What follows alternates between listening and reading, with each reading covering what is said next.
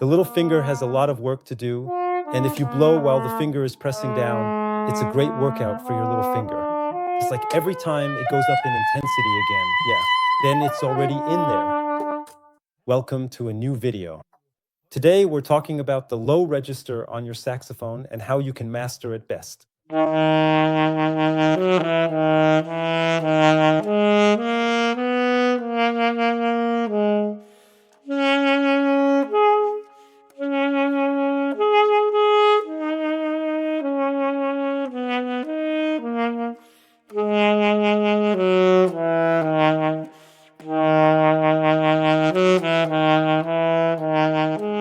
Why is it actually so hard to get the low register on the saxophone to sound clean, especially when we're not playing loudly? Well, except for the soprano saxophone, all saxophones are curved, bent, yeah. There are exceptions. There are also straight saxophones, I know, but the rule is the curved saxophone, yeah. And right where the bend is, that's where most beginners already find the hardest note, namely the low C down here, yeah. And because it bends here, it's actually quite natural that it gets a bit more difficult here too, for the air to make it around the curve. The next thing is the tube is always longer, yeah.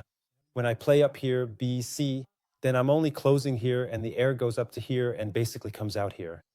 Yeah, but if I go all the way down here, then I already have a long airstream that I have to control. And of course, the risk is greater that something might break off somewhere. The next thing about the low register is that, in my experience, the notes are difficult for many students to remember, yeah. The fingerings just aren't ready. They're just not there. C is still okay, but then there's always guessing, yeah, is it B flat, C sharp? Which one do I need now? Or is the C sharp? Yeah. Of course, it's important that you know which fingerings these are. And you can only practice that if you actually read the notes in your sheet music and play them. And for most people, it's like this. They might just play it an octave higher when it comes up in the band, or they leave out the notes and just never play them. And that's why your brain never really gets the chance to learn them. It really makes sense here to do specific etudes or exercises for low notes so you can really internalize them. Basically, this is the position where the little finger of your left hand has the most work to do, yeah. It's really put to the test here, and it needs to be trained. I once had friends who told me their old teacher used to say, I can tell if you've practiced when it hurts down here, yeah. If I see, like, if you have a little bump here or a little hill, if it's a bit tense, then I know you've practiced the low position here, yeah. You can check yourself after your next practice session to see if there's a bit of something here, if it's a little bit tense. That would be a sign that your pinky finger was really active there. But please don't overdo it. Maybe you've seen my video about the high position. If not, it's linked up there. Feel free to click on it and take a look. We're going to follow this video a bit here as well, in terms of the requirements you need to meet so that your low position works better. You'll notice that some things are the same and some things are exactly the opposite, yeah. Let's take a closer look at that now. The first thing is your reed shouldn't be too hard, okay? If your reed is too hard, the resistance to produce the sound is quite high, right? And then you can only get it to sound with a lot of air and maybe a bit of force. But if your reed is well broken in and not too hard, then you'll get the low register better. Now you might be thinking, well, which is it then? In one video you say, you need a strong reed for the high register and you need a somewhat lighter, softer reed for the low register. Yes, exactly. That's basically how it is. It can be that complicated on the saxophone. Every now and then you get a reed that works well for all registers. But in general, you really have to decide, where am I going to make compromises? Because you very rarely find that reed which has the super fat, warm sound in the low register that also starts softly really well, and that also has this beautiful, powerful projection in the high register. So you have to make compromises. That's why it also makes sense, especially in the professional field, to use different reeds for different pieces or different purposes, whether I'm playing chamber music with an orchestra, a studio recording, or whatever, so that I know, okay, this one starts super easily, especially if I have a 4-hour orchestra rehearsal where everything has to be spot on. And here, maybe I'm playing with an orchestra or I'm playing chamber music, and I know that the low register is important or the high register needs to be good. Then I'll choose a slightly harder reed, yeah. So, for different purposes, you can definitely use different reeds. You need to be aware of that. For practical purposes, I generally recommend that you simply choose a reed you feel comfortable with, yeah. And if you have to play a lot in the low register, for example, if you're playing second part in a music club, then you should use a reed that's not too hard. Just like with the high register, your posture and stance are also extremely important, yeah. Stand up straight, be well grounded, and hold the instrument consciously, yeah. And also try, especially when it comes to the keys, to consciously finger those notes, yeah. If you, like me, maybe have an older instrument, then sometimes it might not seal properly right away, yeah. Of course, that shouldn't happen. Check your instrument, have it checked from time to time. But it can happen that something doesn't seal correctly. And if you then consciously and actively press down properly down here, you see these are the biggest keys on your saxophone. On the larger saxophones, like tenor and baritone, they're even bigger. That means if something isn't sealing properly, you can at least compensate for it a bit by actively fingering. But be careful. Of course, don't grip here all tense and cramped. Okay? Another thing that's obviously the same, the fingerings. You need to be clear on the fingerings. I've already said it.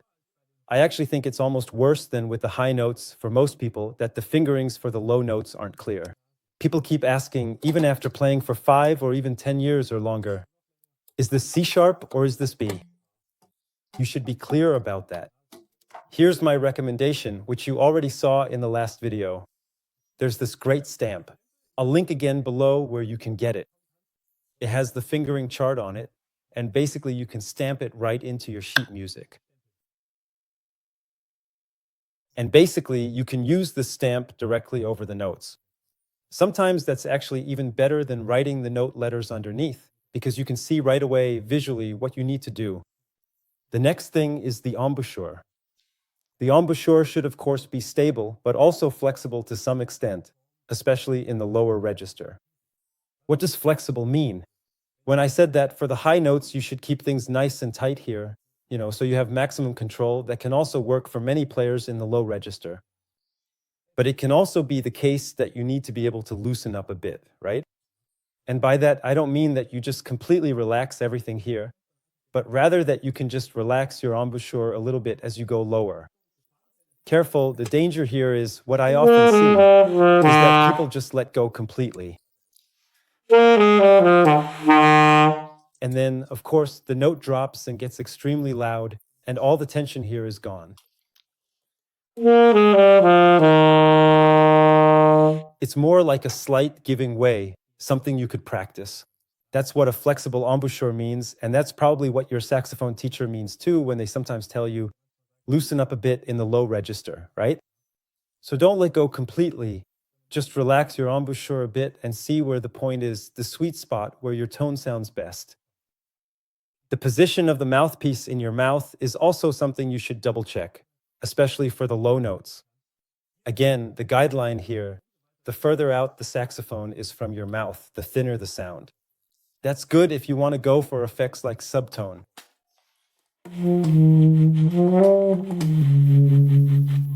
You can get a nice thin sound there and maybe even dampen it with your tongue. If you go further in, the sound gets fuller, but after a certain point it becomes hollow, and eventually it just drops out. So that's another task. Find your sweet spot. Where does it fit? So where is the position on the mouthpiece where, for you, with your saxophone, with your mouth, with your anatomy, it sounds best? Of course, the airflow also plays an important role in the lower register. Especially when we're playing quietly and in the lower register, having this extremely fast air, good air support, really staying on it is extremely important because as we said at the beginning, we have a long air column and the risk, the danger that something drops out along the way is huge if the tension or the intensity in the air is lost. So really work on your continuous airflow. The next two things I'll combine. Have enough stamina, practice regularly. Very important, regularly. I tell this to my own students almost every time. It's better to just play for 5 minutes a day and actually hold the instrument, rather than playing for an hour twice a week. But I'm sure you've already heard that from your teacher. So with that, I just like to repeat it again, body tension and support. You see, I get a bit taller. Why? Because I'm standing on my tiptoes. That's always a good way if you think, my support isn't working. I just stand a little on my tiptoes and activate myself that way. Practice low notes legato. Practice them legato, and that way you're also practicing the airflow, and you're practicing that your finger is basically grabbing the notes on the air.